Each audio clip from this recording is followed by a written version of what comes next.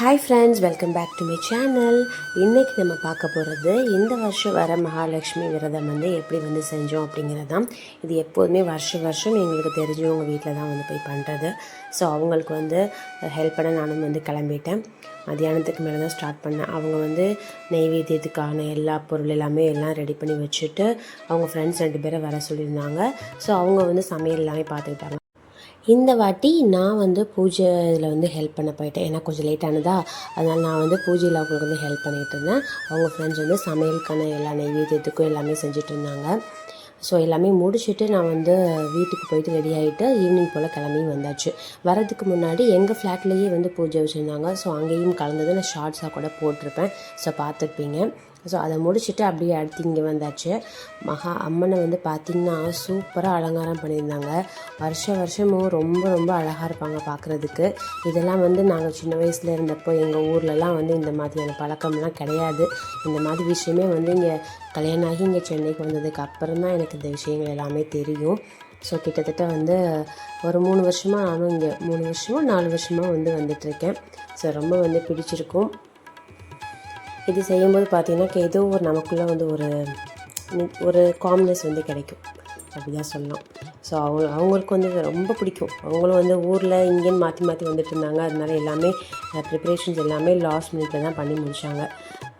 எப்படியோ சிறப்பாக எல்லாம் பண்ணி முடிச்சுட்டு, அதாவது அம்பாளுக்கு என்ன வேணுமோ அது கரெக்டாக அந்த நேரத்தில் நடக்கும்னு சொல்லுவாங்க பார்த்தீங்களா, அந்த மாதிரி எல்லாமே சூப்பராக டெக்கரேஷனாக இருக்கட்டும், எல்லாமே நைட்டு ஃபுல்லாக அவங்க மெழிச்சிருந்து சூப்பராக பண்ணி, அந்த லைட்டிங் செட்டிங்ஸ்லாம் இருக்கட்டும், எல்லாமே சூப்பராக போட்டிருந்தாங்க. ரொம்ப அழகாக. போன வருஷம் கூட கொஞ்சம் லைட்லாம் இல்லாமல் ஒரு மாதிரி இந்த வாட்டி சூப்பராக லைட்லாம் போட்டு ரொம்ப அழகாக பண்ணியிருந்தாங்க. ஸோ அவங்க ஃப்ரெண்ட்ஸ் எல்லோரும் வர ஸ்டார்ட் பண்ணிட்டாங்க.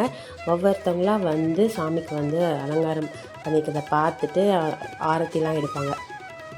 நலங்கு வைப்பாங்கன்னு சொல்லுவாங்க பார்த்தீங்களா, அந்த மாதிரி நலங்கு வச்சு ஆரத்திலாம் எடுத்து சுவாமியை கும்பிட்டுட்டு போவாங்க.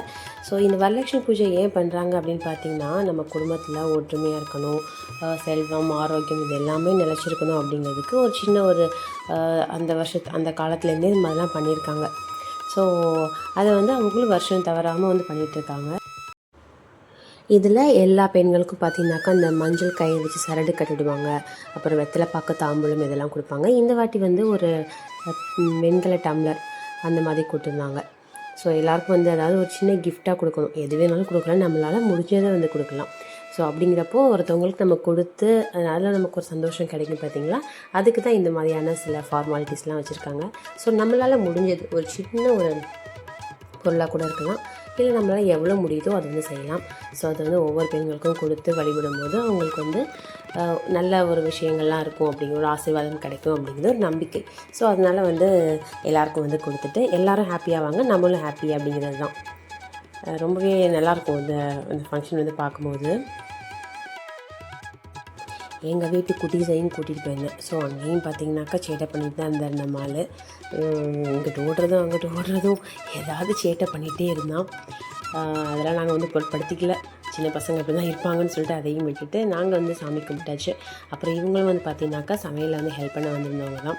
ஸோ அவங்களும் ரெடி ஆகிட்டு வந்துட்டாங்க. அதுக்கப்புறம் அவங்களும் சில ஃப்ரெண்ட்ஸ் வீட்டுக்கெலாம் போவாங்கள்ல, எல்லாம் முடிச்சுட்டு அப்படியே இங்கேயே சாமிக்கு ஆரத்திலாம் எடுத்துகிட்டு சாமி கும்பிட்டதுக்கப்புறமா அவங்களும் இந்த சரடு கயிறு இதெல்லாம் வாங்கிட்டு கிஃப்ட்லாம் வாங்கிட்டு கிளம்ப வேண்டியது தான். இந்த லாஸ்ட்டாக அந்த மங்கள ஆரத்தி இதெல்லாம் எடுப்பாங்க பார்த்திங்களா, அதெல்லாம் சூப்பராக இருக்கும். இது ஒரு 3 நாள் செய்வாங்க. சில பேர் ஒரே நாளில் முடிப்பாங்க. ஒவ்வொருத்தவங்களை பொறுத்து செஞ்சுக்குவாங்க. அப்புறம் ஃபைனலாக நானும் போயிட்டு சாமிக்கு ஆரத்தி எடுத்தேன். அப்போயும் பார்த்திங்கனாக்கா என் பையன் கேமரா ஆடுறது இது பண்ணுறது, ஸோ அப்படி இப்படி பண்ணிக்கிட்டே இருந்தான். இதெல்லாம் ஒரு சின்ன தடங்கள் மாதிரி தான். ஸோ அதெல்லாம் நம்ம தான் ஸ்போர்ட்டிவாக எடுத்துகிட்டு அப்படியே சாமிக்கு ஆரத்திலாம் எடுத்தாச்சு. அது எடுக்கும்போது ஏதோ ஒரு மனசுக்குள்ளே ஒரு சந்தோஷம்.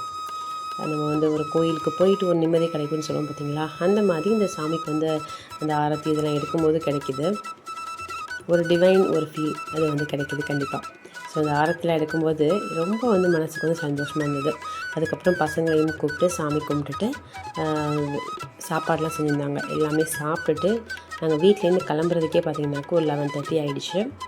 ஸோ இந்த நாள் இப்படி தான் போனது எங்களுக்கு. ஸோ ரொம்ப நிம்மதியாக நல்லா மனசும் நிறைஞ்சு வயிறும் நிறைஞ்சு போகிற மாதிரி தான் ஒரு சிறப்பான ஒரு விசேஷம் இது. ஸோ நீங்களாம் செய்கிறீங்க அப்படின்னாக்கா மறக்காமல் கமெண்ட் பண்ணுங்கள். அடுத்து இதே போல் ஒரு சூப்பரான வீடியோவில் வந்து சந்திக்கலாம். அது வரைக்கும் தேங்க்யூ ஸோ மச் ஃபார் வாட்சிங்.